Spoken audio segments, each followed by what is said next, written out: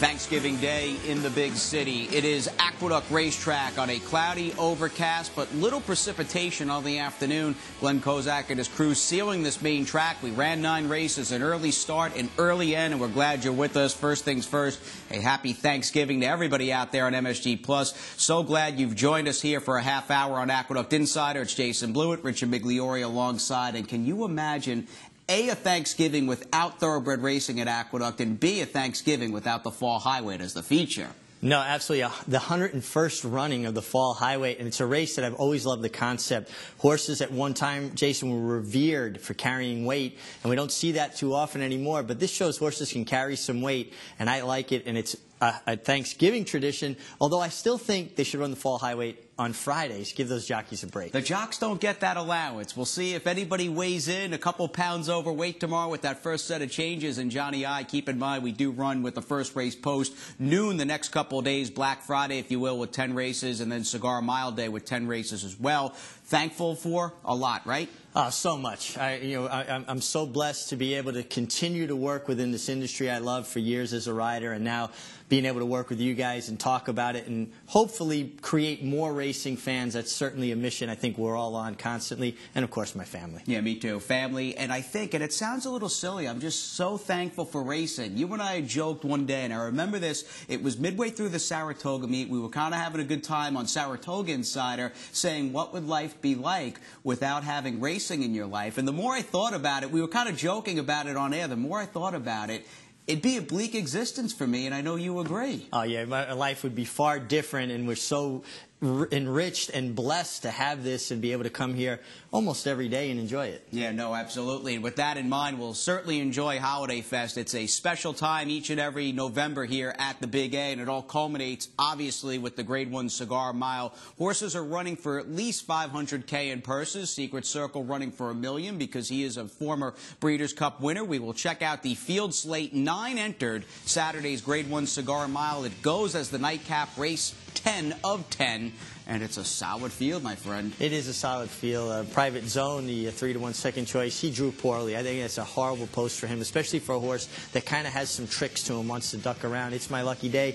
Also a little bit more inside. Secret Circle, I think he drew well. I don't see any real big speed outside of him. He should be able to get in the race properly. Now, Transparent is not dropping out of the Breeders' Cup Sprint, and your main favorites are dropping out of a 2-3-4 finish in the BC Sprint a few weeks ago out at Santa Anita. But Transparent looks like a 4-year-old son of Bernardini who's had some layoffs. We'll go back and look at his last start, a 103 Beyer performance at Belmont Park in early October. Maybe the best is yet to come. Would you agree with that statement? I would agree with that statement. This was a huge performance off the bench, and he's a horse, this is the way I like to term it, Jason, a horse that gets a lot of air. You could see, even off the layoff, when he turned for home, Irad Ortiz still was sitting chilly on him. He had a lot of horse, and this horse kept finding. This was a big performance, and if he can even move forward a little bit, he's going to have something to say about the outcome of the Cigar Mile. Do you reminisce a little about Daher, who was improving late in the season back in '07, and that culminated for Kieran McLaughlin and Shadwell with a victory in the Cigar Mile? I think there are a lot of similarities between the two horses. Daher was a bit ranker and a horse that wanted to lug in. This horse is a little more tractable and a little easier for the rider to ride, but I think ability-wise and style-wise, they're very similar. We cover all the bases on Holiday Fest and Cigar Mile Day with the 10 races. We've got the $400,000 Cumley as well, and the stars of tomorrow with the 2-year-olds, the Remsen and Demoiselle. They are both history-rich races, and a big field lined up for the Remsen as we check it out. And Kieran McLaughlin, who's got Transparent in the Cigar Mile. This will be 2 slates, actually, with the Remsen field. But Kieran McLaughlin sends out Classy Class and Frosted, and this is a big stepping stone for many of these youngsters. Well, it's a mile and a furlong for some of them, the first time around 2 turns, certainly the first time going that far. It's always been a very good barometer of what they're going to do as 3-year-olds. Now, Frosted and Australenka, the 2 horses that I probably like the best in this field, are both drawn poorly to the outside. Now, if this was a 1-turn race, it'd be great post positions. 2 turns, they're a little bit up against it. Australenka is probably the horse with the most ability at this juncture. Well, he certainly did very little wrong. I mean, just coasting to easy victories during the fall meet at Belmont Park. He got the mile last time out in the Sleepy Hollow. What did you like about this win at 3-5? I liked a lot of things about it. He certainly broke his maiden so easily. And sometimes when a horse wins that easy, it's hard to get a line on. Obviously, they're talented, but what else can they do? Well, he faced a much better group. And I thought in some ways he was actually more professional this time, the way he went to the lead and kind of settled again. I like Ostrolenko a great deal, but that outside post is troublesome. 2-year-old fillies riders are going to have to be with their A game and on their A game as they negotiate the run into that clubhouse turn for the Remsen. A smaller field, but a couple Grade 1 winners in the Demoiselle for the 2-year-old fillies, which is run or has been run 92 times. This will be the 93rd running on Saturday. Keyson, the unbeaten New York bred for trainer Bob Robato, and Angela Renee, she's your morning line favorite, looking to get back on track after a debacle out in California in the Breeders' Cup. Yeah, it's interesting. You know, the other fillies in the race that are contenders didn't go out to California for the Breeders' Cup. She did. Obviously, she didn't run her A race, but is she going to rebound? It's going to be interesting to see how that works out. Jacaranda, who won the Tempted, she was a bit keen in that race. Going to be interesting to see how she handles 2 turns. And, of course, Condo Commando. She still get moisture in the track. You know she handles that as well. Well, she's one of 2 Grade 1 winners in the race. Here she is, a splash-tastic, as the one and only Tom Durkin called it, victory Labor Day weekend in the Grade 1 Spinaway. She did not run as well in the Frizette behind By the Moon. They opted to skip the BC Juvenile fillies. Might that be a positive with the filly who, going in, we all know is potentially distance challenged? Yeah, well, I think that's well said. I think the 1 1/8 is the problem here. I do think it helps that she didn't go to the Breeders' Cup. We've talked about this all week, talking about Holiday Fest. Horses that went to the Breeders' Cup, that was their championship day. They were pointed hard for those days. It's hard for them to rebound off of those efforts, win, lose, or draw, and have a big effort coming back in a few weeks, basically. You ready? I wish Cigar Mile Day was tomorrow. I'm ready to go. Run it right now. Yeah, I'm ready. It's always, to me, maybe my 3rd favorite weekend on the whole New York racing calendar, and of course our last Grade 1 of the season. It really is the send-off hurrah, and it is very fitting. Aqueduct will be alive and well. But that was the case today. Good crowd on hand. Sloppy main track. John Abrial was in the booth all day calling the action. As the MIG said, fall high weight, 101 runnings and counting. So let's go back to the action. Johnny I from the call, or for the call, in the fall high weight. And they're off. La Verdad down at the rail. It's Weekend Hideaway. La Verdad by a head. Weekend Hideaway runs in second, and Bakken is a close-up third. Miwana Rose is on the outside. Captain Sirius, Salute Dos Amigos in between those two, and a break of 4 lengths. Back to Crafty Dreamer, who trails the field in 7th. Weekend Hideaway on the inside has come away with the lead over La Verdad. The quarter went in 22 and 1/5 seconds over the sloppy-going Bakken. Sits just in behind in 3rd. Captain Sirius towards the rail in 4th. Then Miwana Rose in 5th. Salute Dos Amigos is 6th. Being passed now by Crafty Dreamers. So Salute Dos Amigos is now the trailer as the field comes for the top of the stretch. Weekend Hideaway, La Verdad, Bakken, Miwana Rose, Crafty Dreamer far outside. Captain Sirius looks to rally down at the rail, and Salute Dos Amigos is coming on. It's wide open with less than 1/8 of a mile to the finish. Here comes Salute Dos Amigos now to take the lead. Miwana Rose battles on. Salute Dos Amigos, the high weight in the field to win the fall high weight handicap. Miwana Rose, long shot was 2nd. Then Captain Sirius and Crafty Dreamer.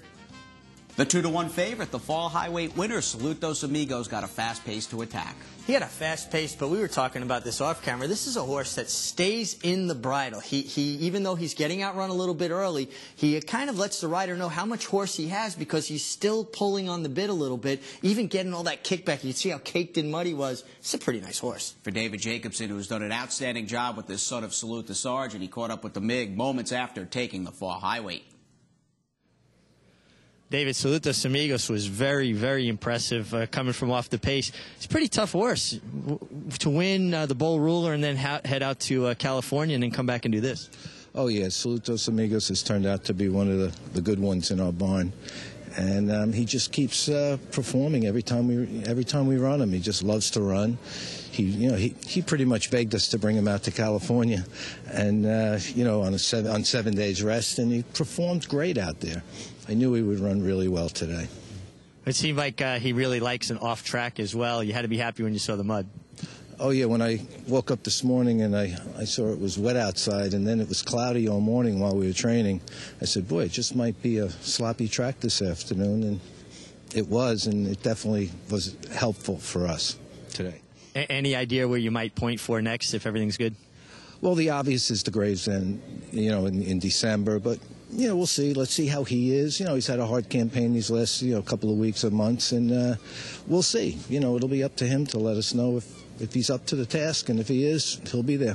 Congratulations and happy Thanksgiving. Richie, thanks. Thanks a lot. All right, good stuff with David Jacobson as we get back to race number 5 on the afternoon. This was a standalone allowance race at 2 other than 62.5 optional tags, and Johnny I's got the call from the gate. They're all in, and they're off. Fox Rules breaks well. Mosler is up close as they race up the chute. Mosler and Fox Rules, and they're right together. And just in behind is St. Viger, who's racing in third. On the outside is Slanawalia in fourth. Towards the rail, Wealth to Me and Sinistra, and Eric the Red will be the early trailer in seventh. Now they have left the chute and are on the main track, and Slanawalia goes on with it now to take the lead by a length over Mosler. St. Viger is back running in third. Fox Rules on the outside, Sinistra down at the rail, the gray Wealth to Me in between horses. Gap of 3 to Eric the Red.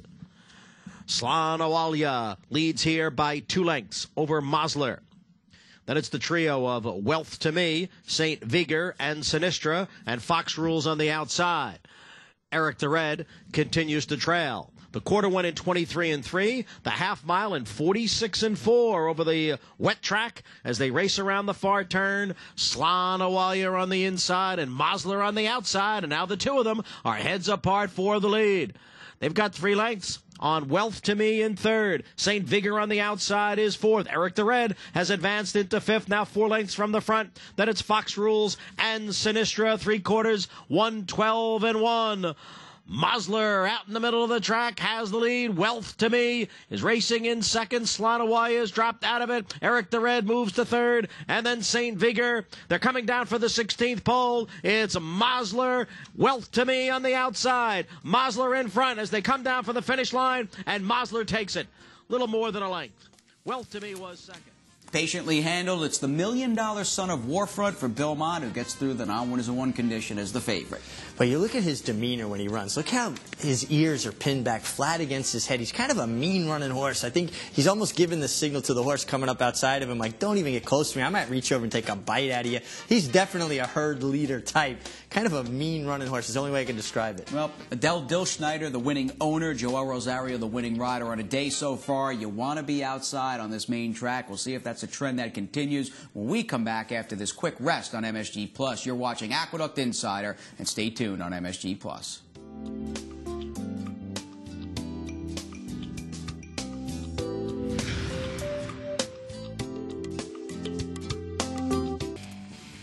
We are back. 10 race cards the next couple of days at the Big A, and with that in mind, and we hope the sun comes out. That would be nice. The sun has been a major stranger over the last few days, but a noon first post on Friday, tomorrow, and Cigar Mile Day, Saturday, November 29th. You're watching Aqueduct Insider, and money, money, money, my friend, with that live handicapping contest. Yeah, I get a kick out of that live money contest. It's kind of a concept I was unaware of, but it seems like it sparks a lot of excitement, and not only can you win the contest, but you can take home the cash you win. Yeah, even if you run 10th or finish 10th in the contest and you win $800 or your bankroll's $800, that's your money to take home, a $300 buy-in. It's going to be a lot of fun. Join us here this Saturday. It's Jason, the Mig. Happy Thanksgiving once again. Let's send it back to Johnny I, the voice of the Big A. 3-and-up maidens. That's where we're going next. It's Thursday 7th, and here's Johnny I.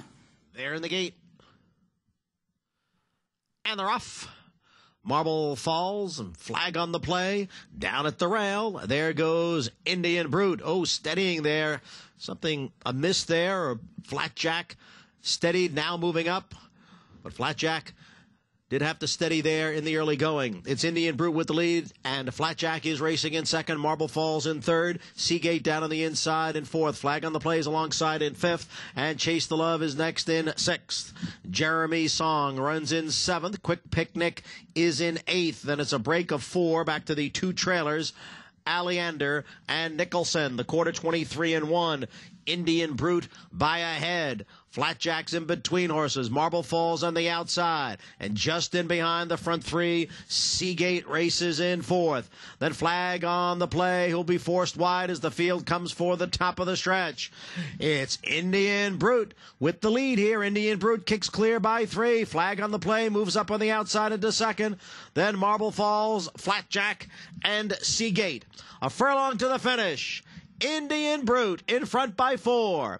Flag on the play giving chase in second. Late run here from Aleander, but it's Indian Brute to win by 5.5 lengths.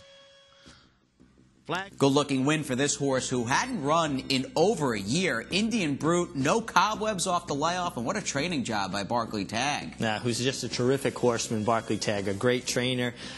People obviously became familiar with him through Funny Side, but he's always been able to get it done. The horse really took to the going, and he was down towards the inside and still ran on pretty gamely, and I still don't think the inside was the place to be. No, Jose Ortiz had him in the two-path or so throughout. A good effort by Indian Brute, who had been against the bias at Belmont Park back in September 2013, wide against the Gold Rail when he made his debut. Jose Ortiz, what are some of his strengths real fast? Well, he's just an aggressive kid that's got a lot of confidence, and horses run for him, and I think him and his brother, I think they feed off of the energy of competing with each other. And we run back to Johnny I, who's got the calls this Thanksgiving Day of races 1, 2, 3, 4, 6, and 9. So here we go. Why Not Her? 3 lengths behind. The field is at the top of the stretch. The half went in 47 and 4/5 seconds. And here is Vindication Spot now to take over the lead. Why Not Her on the outside. Foxbow towards the rail. Then it's Radiant Cut and Heidi's Holiday. Vindication Spot trying to pull off the upset here. A 16th to the wire. Vindication Spot by 2. Then Why Not Her, Heidi's Holiday, and Radiant Cut. Vindication Spot the winner. Vindication Spot over Why Not Throne of My Own has been in front every step, continues to lead here, and the lead is now 5 lengths. Space Odyssey up on the outside of File for Divorce.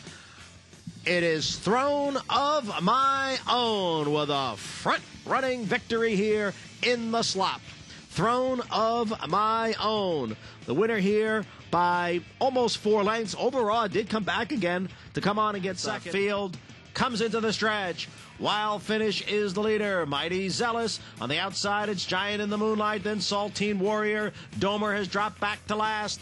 Wild Finish in front here, length and a half. Mighty Zealous, Giant in the Moonlight. On the outside, they're at the 16th pole. It's Wild Finish trying to hold off Mighty Zealous and Giant in the Moonlight, and Wild Finish does it. Longest shot on the board in the short 5-horse field. Rusty Boy in 5th. They're at the top of the stretch. Scattered Dreams now takes the lead from I Got the Disco in Me. It's Scattered Dreams clear by 2. I Got the Disco in Me back running in second. False Positive in third. And Chief of State, the others are far back. Scattered Dreams by 3 lengths now as they come on down for the wire. And the 6-5 favorite, Scattered Dreams, breaks his maiden. I Got the Disco in Me, followed by False Positive. And wide move there from a Golden Cheetah. And in behind there is a 3-way Ticket, who's got a chance here. 3-way Ticket is weaving his way through as they come down for the 8th pole. Stage name, Beauty Surprise on the outside with Golden Cheetah. Here's Barbara's Smile. Down at the rail is 3-way Ticket. They're coming down for the wire. On the outside, it's Golden Cheetah who takes the lead, and Golden Cheetah pulls off the upset. Beauty Surprise was second. Is at the head of the stretch. They're closing in now on Here's Trance. Here's Hello Zealous. Here's SEAL Team 6 on the outside. Hello Zealous and SEAL Team 6. Leatherhead Lori is running in third. Prince Raja's on the outside. Then Better Man. SEAL Team 6 with the lead now. Prince Raja is moving up. SEAL Team 6 with the lead. Yes, I'm True, who was last, making a big late run here. SEAL Team 6. Yes, I'm True on the outside. SEAL Team 6 holds on for the win. Then Yes, I'm True, Prince Raja, and Better Man. 4-8-10 the numbers in the last race because of this DQ. The 5 Prince Raja, white cap, red sleeves. We've got him highlighted. He will come over. The rider will start to go righty, and he will drift. And the horse right behind him, Better Man in the red cap's got to steady. Yeah, you can't change lanes if you're not clear. Obviously, he wasn't clear, and this horse had to steady. I think it was marginal. He did take his ground, but I guess he was beaten not a very long ways for third, and they thought it cost him a placing, but I've actually seen worse not come down. Yeah, for sure. Now, Better Man, who was fouled there and actually elevated to third, well, he was the favorite, the only horse covered in the pick six. We've got a pick six carryover at 22K in the Friday's card, so join us for that. Claims on the afternoon, just 3, my friend, and 3 shakes in races 1 and 6. And a 3-way ticket had a 3-way shake, and like I told you earlier in the week, a lot of people loading up for the winter racing. And that horse pulled a dead rail trip. I'd look for her next time out. As we see all of you for our final segment, it's a Go for Juan preview. Black Friday at the Big A. Indian Brute was good. Stay tuned.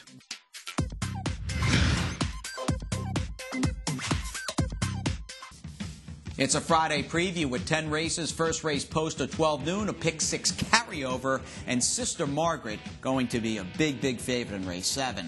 And what's not to like? I mean, she seems to have everything going her way. She's drawn on the outside. She's got enough speed to be in the race without having to be committed to be involved. She handles a wet track.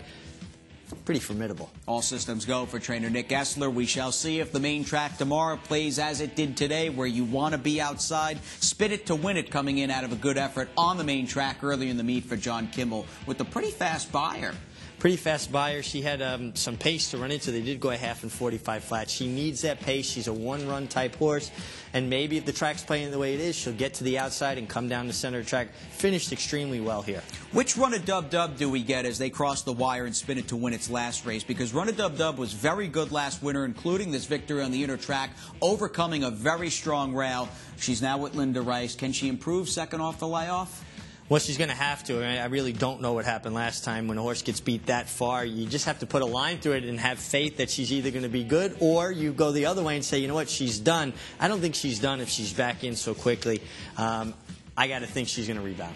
Sister Margaret, though, will be perhaps a free bingo square, too strong of a statement, but she'll be up and around even money or so, and a lot of people will have her as an A and a standalone in race number 7. The water is much deeper, though, in race number 9. It's our featured 9th race on the Friday afternoon card. It is the Go for Juan 300K purse, named for a Hall of Famer who we just can't forget and will never forget. Blewitt, the New York bred who's hung around for a long time, running in this race for the 3rd straight year. She's just solid. She's solid. She shows up every time. My question mark with her, Jason, and I'm curious to see what you think, is the mile. I just don't know that she finishes as well going a mile. I think tops out at about 7 furlongs. 7 is her best distance for sure. She's posted in mid-pack, and she's got serious competition. Another New York bred, in fact, Princess Violet, who to me is just coming into her own race by race for Mike Hushin. Yeah, this is who I like. I love the one-turn mile. She won going a mile and the 16th against New York breds at Belmont.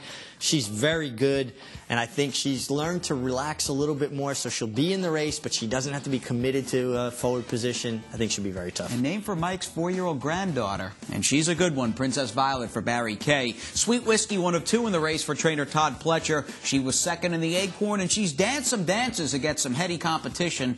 Your thoughts? Yeah, she has. And another one, though, I still, even though her Acorn was very good, I still think it's just a bit of a stretch for her to get the mile. I think she's a little bit better shortening up. She ran extremely well here against Sweet Reason, but she's going to have to bring that effort to compete with these. I like Street Babe, the other Pletcher filly who got a bad ride, was shuffled out of position last time out at Churchill Downs. I think she shows up with a good effort. And speaking of showing up, it's all hands on deck for Holiday Fest. Annie and Maggie with who to look for tomorrow afternoon.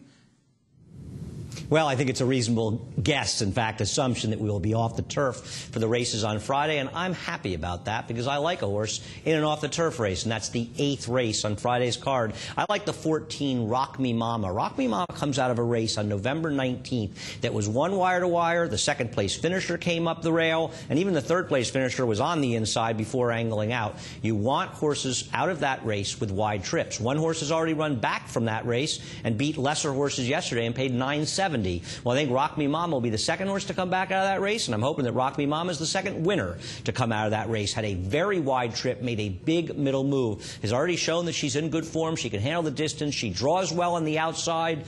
It's all about the 14 Rock Me Mama in the 8th race on Friday's card for me.